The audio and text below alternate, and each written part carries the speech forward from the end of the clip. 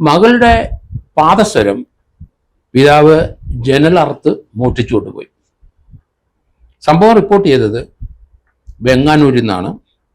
വെങ്ങാനൂരിലെ ഓട്ടോക്കാരൻ മനോജ് അയാളുടെ മകളുടെ 7 പവൻ്റെ പാദസരം അത് ഭാര്യയും മകളും അറിയാതെ മോഷ്ടിച്ചു കൊണ്ടുപോയി വിറ്റു.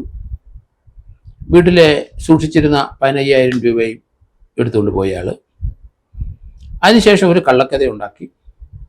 ഏതോ കള്ളന്മാർ വീട്ടിൽ കയറി എന്ന് വരുത്താൻ വേണ്ടിയിട്ട് അയാളെ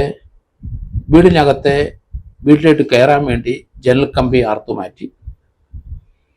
ഏതായാലും സംഭവം കഴിഞ്ഞു ഉടൻ തന്നെ ഇയാൾ ആ വഴി വന്നവരെല്ലാം വീട്ടിൽ കള്ളം കയറി എന്ന് വിളിച്ചു പറഞ്ഞു. എന്തായാലും ആളെല്ലാം കൂടി പോലീസ് വന്നു. പോലീസിൻ്റെ അന്വേഷണം മുന്നോട്ട് പോയി. കാരണം 15,000 രൂപയും പോയി, 7 പവൻ്റെ പാദസരമാണ് കൊച്ചിൻ്റെ. ഏതായാലും പോലീസ് ഫിംഗർ പ്രിന്റ് എക്സ്പെർട്ടും എല്ലാം വന്ന് നോക്കിക്കഴിഞ്ഞപ്പം ആ ജനൽ അറുത്തിരിക്കുന്ന വെളിയിൽ നിന്നല്ല, വീടിന് അകത്തുനിന്നാണ്. അതോടുകൂടി പോലീസിന് സംശയമായി, കള്ളക്കഥയാണ്, കള്ളം കപ്പലിൽ തന്നെ ഉണ്ട്. ഏതായാലും വീട്ടിലെ പാദസരമില്ല, അത് നഷ്ടപ്പെട്ടിരിക്കുന്നു. അതുപോലെ 15,000 രൂപയില്ല. ഭാര്യയും മകളും പറയുന്നത് കള്ളം മോഷണം, ആരോ കള്ളന്മാർ കയറി. ഇയാളത് ഭാര്യയെ മകളെ വിശ്വസിപ്പിച്ചു. അതിനുശേഷം ആളുകൾ കൂട്ടി കാര്യങ്ങൾ പറഞ്ഞു.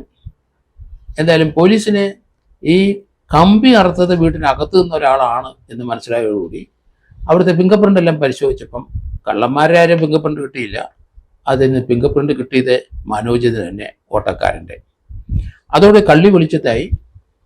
ഈ സംഭവം അയാൾ ഭാര്യയെ അറിയാതെ ഈ പണം അടിച്ചു മാറ്റി. അതുപോലെ തന്നെ പാദസരം വിറ്റു. സാമ്പത്തിക ഞെരുക്കം കൊണ്ടായിരിക്കാം മനോജ് അത് ചെയ്തത്. എങ്ങനെയായാലും ശരി, ഭാര്യയും മകളും അറിയാതിരിക്കാൻ വേണ്ടി ഒരു കള്ളക്കഥ ഉണ്ടാക്കി, കള്ളന്മാരും ഒന്ന് മുട്ടിച്ചു വന്ന്. എന്തായാലും ഫിംഗർ പ്രിന്റ് കാര്യം ആ മണ്ടൻ ആലോചിച്ചില്ല എന്നാണ് എനിക്ക് തോന്നുന്നത്. കാരണം അതിലേക്ക് പോലീസ് വരുമെന്നും പ്രതീക്ഷിച്ചിട്ടില്ല. പിന്നെ അറുത്തത് വെളിയിൽ നിന്നല്ല അറുത്തിരിക്കുന്നത്, അകത്ത് നിന്ന ഒരാളാണ് ആ കമ്പി അറുത്തിരിക്കുന്നത്. ഈ 2 കാര്യത്തിലാണ് പോലീസ് പിടി വീണത്. ഏതായാലും മനോജ് കുറ്റം സമ്മതിച്ചു. ആ പാദസരം എവിടാണ് കൊടുത്തത് അവിടെ നിന്ന് അത് റിക്കവർ ചെയ്തിട്ടുണ്ട് പോലീസ്. അതുപോലെ തന്നെ കള്ളക്കേസ് വന്നതുകൊണ്ട് ഇയാൾക്കെതിരായിട്ട് പ്രോസിക്യൂഷൻ നടപടി ഉണ്ടാവും. അയാളെ അറസ്റ്റ് ചെയ്തു എന്നാണ് ഇപ്പം മനസ്സിലാകുന്നത്. ഈ കേസിന്റെ തുടക്കത്തിൽ ഓട്ടോക്കാരൻ മനോജ് വളരെ അധികം തന്മയത്വത്തോടെ പോലീസിന്റെ ചോദ്യത്തിന് ഉത്തരം പറഞ്ഞുകൊണ്ടേയിരുന്നു. അയാൾക്ക് അതൊരു മോഷണമാണെന്ന് സ്ഥാപിച്ചെടുക്കണമായിരുന്നു. എങ്കിൽ ആ പെൺകുട്ടിയുടെ 7 പവന്റെ ആ പാദസരത്തിന്റെ ആ പണം മറിച്ചിട്ടുണ്ട്, 15,000 രൂപയും രക്ഷപ്പെടും. മകളും ഭാര്യയും അത് കള്ളം കയറി എന്ന് പറഞ്ഞപ്പം തന്നെ അവർക്ക് അത് വിശ്വാസം വന്ന പോലെ തോന്നി.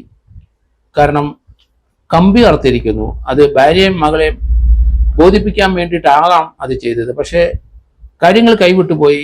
ആൾക്കാർ, അയൽവക്കംകാരൊക്കെ വന്നു, മോഷണം നടന്നു എന്ന് മനസ്സിലാക്കിയപ്പം അതൊരു മോഷണമായിട്ട് തന്നെ കൊടുക്കുന്നതായിരിക്കും നല്ലതെന്ന് ആ ഓട്ടോക്കാരൻ മനോജിന് തോന്നിയിട്ടുണ്ട്. അയാളും അങ്ങനെ ഒരു പ്ലാൻ അയാൾ തയ്യാറാക്കിയിട്ടുണ്ടാവണം.